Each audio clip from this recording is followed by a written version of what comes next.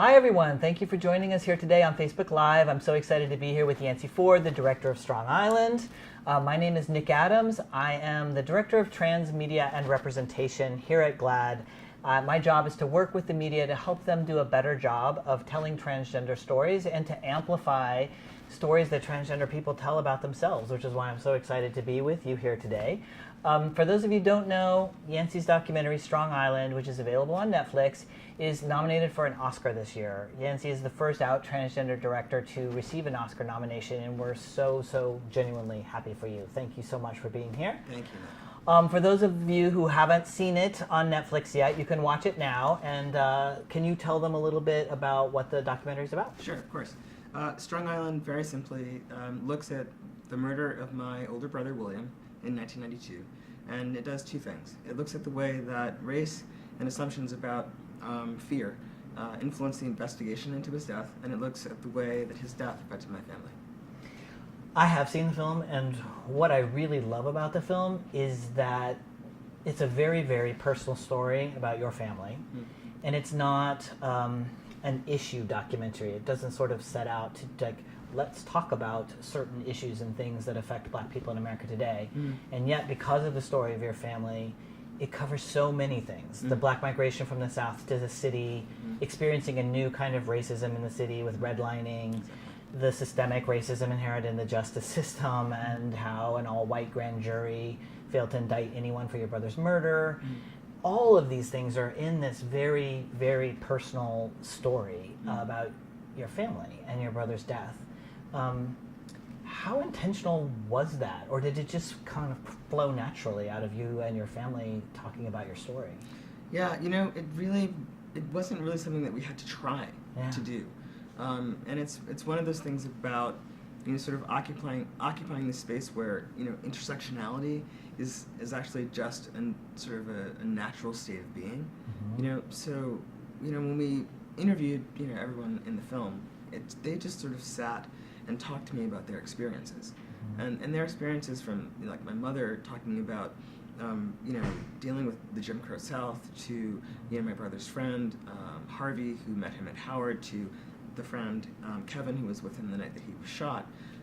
Everyone simply in relating their experience to either, you know, my brother at different points in his life, or their interaction with the legal system, you know, post his death, you know, that just sort of naturally unfolded a series of interlocking issues that are really, they're not, you can't possibly pull them apart.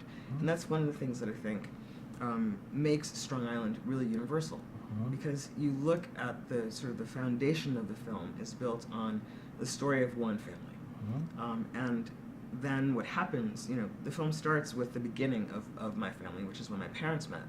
But then what happens is we get this family that intersects with one of the most pressing issues of the day, which is gun violence.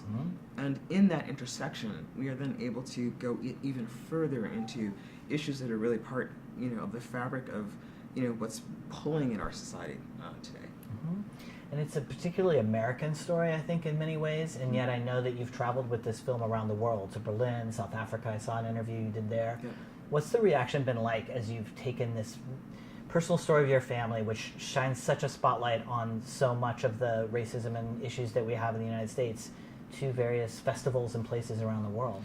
Yeah, it's been a real privilege to travel with Strong Island. And the thing that I've learned, you know, more clearly than anything else, is that people are living with violence and with the lack of due process and with the lack of accountability as a natural state, and just as a part of their ordinary lives all over the world.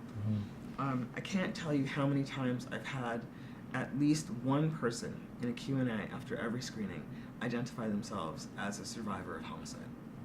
And for me, that is the really important thing, for people to know how many other people are living in silence, but who share who share the same experience. And also, I've learned that, you know, when I take the film to different communities, the queer content in the story reads, and so I always get someone who stands up and says, "Thank you for showing a black family loving their queer child. And those two things have been really just mind-blowing experiences for me. That's wonderful that people have been able to have that reaction to the film. It seems particularly timely now. I wasn't planning to ask you this question, but since you talk about gun violence, Yeah. do you have thoughts and observations about the students in Parkland and the recent victims of violence down there and their call for gun reform?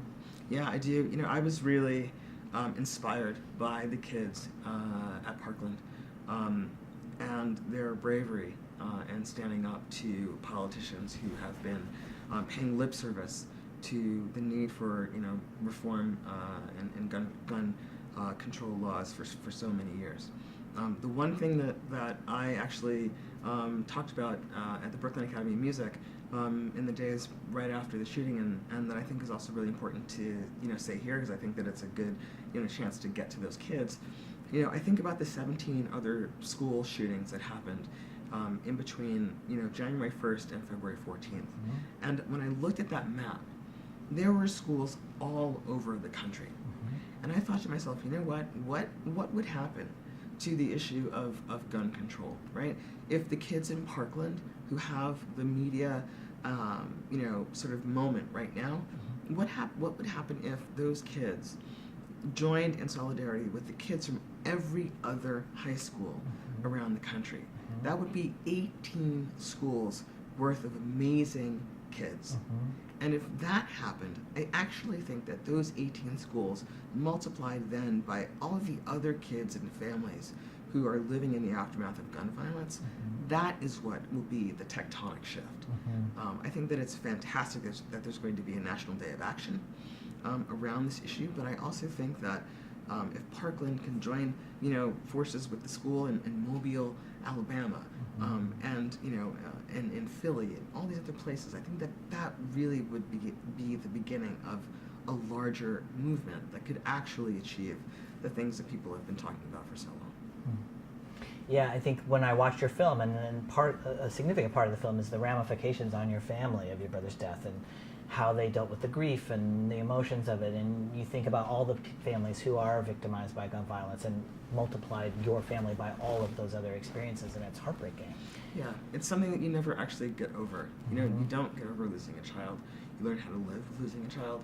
You don't get over losing a sibling.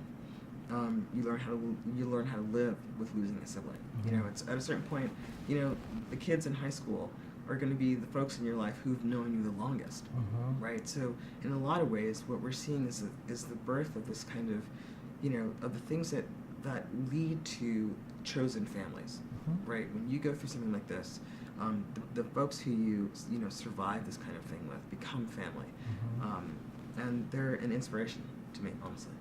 And now you're Oscar nominated. Congratulations! That is incredibly exciting. I can't actually believe you're sort of like, wait, sorry, the Oscar I know, nomination? right? You're talking about me? It's so exciting, and what I find really, really exciting, because a lot of my work is Hollywood facing here at GLAAD, and you know, just 3 years ago, April Rain launched the Oscars So White hashtag to talk about the lack of diversity in the Oscars. And this year we have your nomination for well-deserved for a beautiful film. We have Daniela Vega, and a fantastic woman who's the lead, and a transgender actress playing this incredible part. It's so exciting. Like, do you think that this is hopefully a step forward toward the Academy and other award shows recognizing like the wealth of storytelling there is in communities who often haven't been recognized for the stories they tell? Yeah, you know, I think what we're seeing now is really the result of, or is really the beginning, rather, of what I think is an inevitable shift, right? There are storytellers from every community, right? There are storytellers from all backgrounds, from all identities. And I think that what we're seeing is that when people have access and people are able to make work about whatever issue they decide or whatever story that they want to tell, when they're able to bring themselves to a role of director, a role of actor, a role of screenwriter, and you know, and are free to sort of be who they are, but also be in the creative space. And what you get as a result of that are films like Mudbound, right? They're films like you know, A Fantastic Woman. They're films like Strong Island. You know, they're films like Tangerine, frankly. You know, so I think that we are just beginning to see, you know, the crest of what will be a wave. because we're also looking at a demographic shift. Right, there are younger members coming into the Academy. Those younger members have different life experiences and bring new things to the table.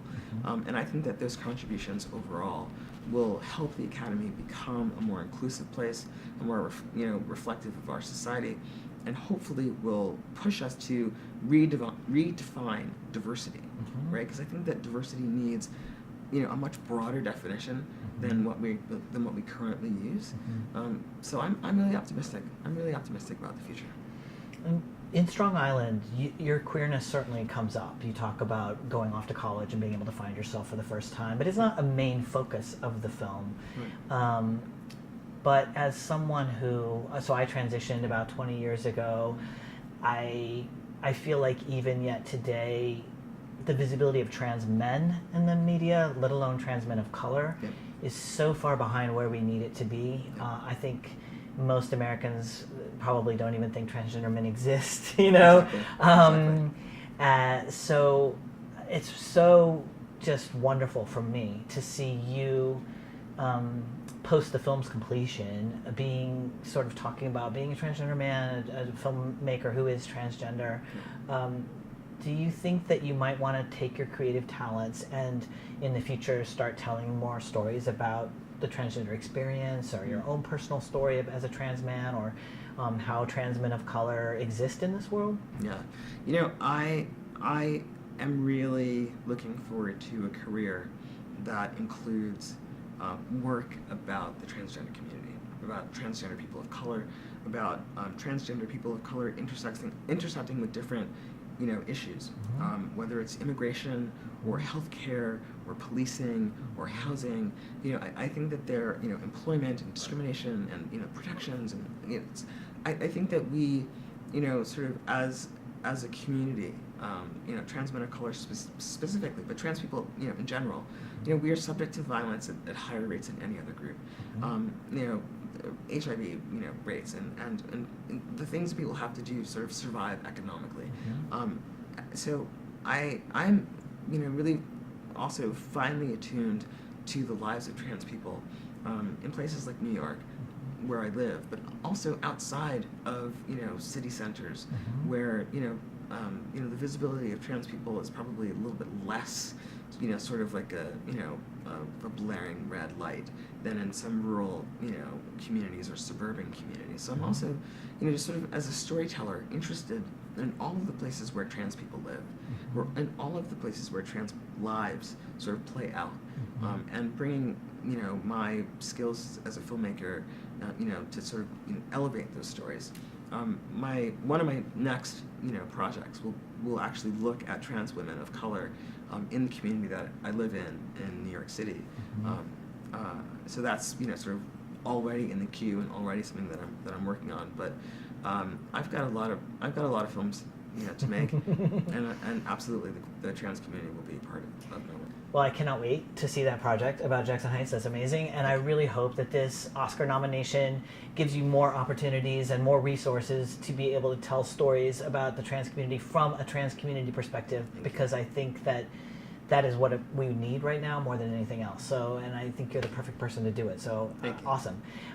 So the Oscars are this Sunday. Yes, they are. Voting has closed. Yes, it is. It's over.